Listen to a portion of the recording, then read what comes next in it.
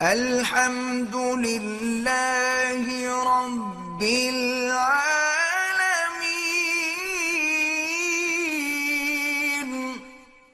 تو رمضان کا روزہ اگر کسی نے جان بوجھ کر توڑ دیا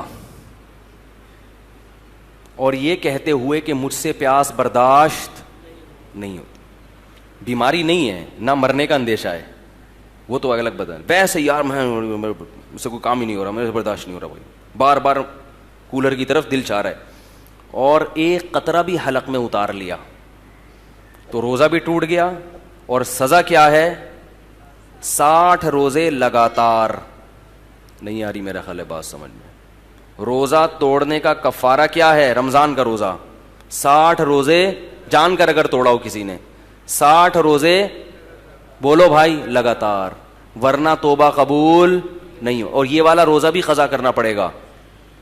اور وہ جو 60 روزے رکھنے ہیں ان میں اگر 59 روزوں کے بعد آپ کی طبیعت خراب ہو گئی اور 60واں نہیں رکھ سکے تو پھر پہلے دن سے دوبارہ، یعنی اس میں بیماری کی بھی کبھی عذر قابل قبول نہیں ہے، کیونکہ یہ کس کا روزہ ہے؟ رمضان کا، یہ مذاق نہیں ہے، یہ اللہ کا بہت بڑا حکم ہے۔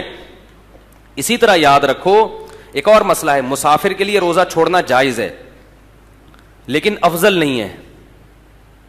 افضل اس صورت میں ہے جب مسافر کو روزہ رکھنا مشکل ہو، یہ جو حدیث میں آتا ہے لیس من البر الصیام فی السفر، سفر میں روزہ نیکی نہیں ہے، یہ اس صورت میں ہے جب سفر میں روزہ رکھنا آپ کو بہت زیادہ مشکل لگ رہا ہے۔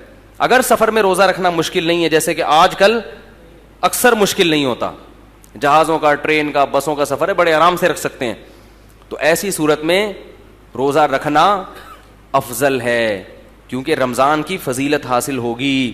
سمجھتے ہیں کہ نہیں سمجھتے؟ تو اس میں سستی کاہلی کر کے روزہ نہیں چھوڑنا چاہیے، جائز ہے بہرحال، چھوڑنا نہیں چاہیے۔ ایک مسئلہ یہ ہو گیا۔ دوسرا مسئلہ اور اچھی طرح سمجھیں کہ یہ جو مسافر کے لیے روزہ چھوڑنا جائز ہے، یہ اس صورت میں ہے جب سحری کا وقت سفر کے دوران آ جائے۔ ہمارے ہاں یہ ہوتا ہے کہ دوپہر کسی کا لاہور جانے کا ارادہ ہے تو صبح روزہ چھوڑ دیتا ہے کہ میں تو سفر میں، ایسا نہیں ہے۔ سحری کا وقت مقام پہ آیا ہے تو ابھی آپ مسافر بنے نہیں ہیں، آپ دوسرے مسلمانوں کی طرح آپ پر بھی روزہ فرض ہے، کیونکہ ابھی آپ مسافر بنے نہیں ہیں۔ اب جب آپ نے روزہ رکھ لیا تو سفر میں اس کو مکمل کرنا واجب ہے، سفر میں آپ وہ توڑ نہیں سکتے۔ ایک خاتون کا پچھلے سال فون آیا، میں امریکہ سے پاکستان آ رہی تھی تو میں نے روزہ رکھ لیا تو سورج ہی نہیں غروب ہو رہا۔ سورج غروب یا تو یہاں سے جاتے ہوئے ہوتا ہے یا آتے ہوئے، ایک طرف ہوتا ہے، تو میں نے کہا جاتے ہوئے غروب ہی غروب ہو رہا تھا نا ٹھیک ہے نا، تو وہ کیا کریں؟ میں نے کہا روزہ رکھنا فرض ہے، کیونکہ سحری مقام پہ ہو رہی ہے، سحری امریکہ میں مقام پہ کی انہوں نے، تو اب جہاز میں بیٹھ گئے تو سورج کتنا ہی لمبا ہو گیا، ٹھیک ہے، روزہ رکھنا پڑے گا۔ تو کبھی کبھار ہی ایسا ہوتا ہے، ہاں جان پہ بن پڑے یا بیمار ہونے کا اندیشہ ہو، وہ تو پھر سفر نہ بھی ہو تو بھی روزہ توڑنا بولو بھائی جائز ہے۔ تو ایک مسئلہ ہے۔ دوسرا مسئلہ یہ، مسافر نے روزہ چھوڑ دیا، سفر میں سحری آئی تھی، آپ یہاں یعنی آپ جہاز میں بیٹھے لاہور سے کراچی آ رہے ہیں، راستے میں سحری کا وقت ہو گیا جہاز کے دوران، یعنی پرواز کے دوران، تو آپ روزہ چھوڑ سکتے ہیں، آپ نے چھوڑ دیا روزہ۔ لیکن جب آپ نے روزہ چھوڑا تو جہاز میں ہی بیٹھ کے جتنا کھانا ہے کھا لیں، جب ایئرپورٹ پہ آپ اترے اور کراچی میں مقیم بن گئے تو جیسے ہی اپنے علاقے میں داخل ہو گئے، یعنی شہر میں داخل ہوئے، تو اس وقت کھانا پینا آپ کے لیے جائز نہیں ہے، بند، کیونکہ اب آپ مسافر نہیں رہے۔ اگرچہ روزہ نہیں ہے لیکن روزے داروں کی طرح آپ کو رہنا پڑے گا، کیونکہ آپ نہ مسافر رہے نہ مریض رہے۔ تو فمن شہد منکم الشہر، کہ تم میں جو اس مہینے کو پائے گا وہ روزہ رکھے، تو اس کو روزہ رکھنا، اگرچہ یہ شرعی روزہ نہیں ہوگا کیونکہ سحری، کیونکہ وہ تو کھاتے آ رہے ہیں نا، لیکن پھر بھی روزے داروں کی طرح رہنا آپ پر کیا ہو جائے گا؟